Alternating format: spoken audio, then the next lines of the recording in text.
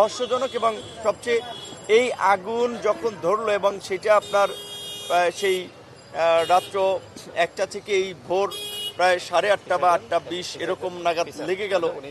এটাও তো আমাদের আপনার বিশেষ করে একটা মানে চোখে আঙুল দিয়ে দেখিয়েছে আমাদের সিস্টেম কত দুর্বল। দেখেন ফায়ার সিস্টেমও কত দুর্বল। সচিবালয়ের মতো জায়গার আগুন নেভাতে যদি এত ঘন্টা লাগে, এইখানে ফায়ার সার্ভিস ছুটি থাকলেও এখানে তাদের তো আধুনিক প্রযুক্তি ব্যবহার করা উচিত এবং সচিবালয়কে যদি মুহূর্তের মধ্যে 2-1 ঘন্টার মধ্যে যদি পরিস্থিতি নিয়ন্ত্রণ করতে না পারে, তাহলে তো এটা তাদের যে দুর্বলতা, তারা যে এখনো অ্যানালগ সিস্টেমে পড়ে আছে, এটা তার প্রমাণ। তো আশা করি সরকার এই ঘটনার থেকে বিশেষ করে শিক্ষা নিয়ে আপনার আমাদের নথিপত্রগুলোকে ডিজিটালাইজ করা এবং ফায়ার সার্ভিসকে মানদাতার আমলের যন্ত্রপাতি ব্যবহার থেকে কিভাবে আধুনিক যন্ত্রপাতিতে নিয়ে আসা যায় এবং আরও প্রশিক্ষিত করা যায় সেই দিকে নজর দিবেন এবং এই ঘটনার অতি দ্রুত একটা সঠিক এবং স্বচ্ছ তদন্ত জাতির সামনে উপস্থাপন করবেন। আমরা তদন্তের নামে যেন কোনো কালক্ষেপণ না হয় এবং তদন্ত যেন আবার সেই ঝুলে না থাকে আমলাতন্ত্রের ফাইলের মতো।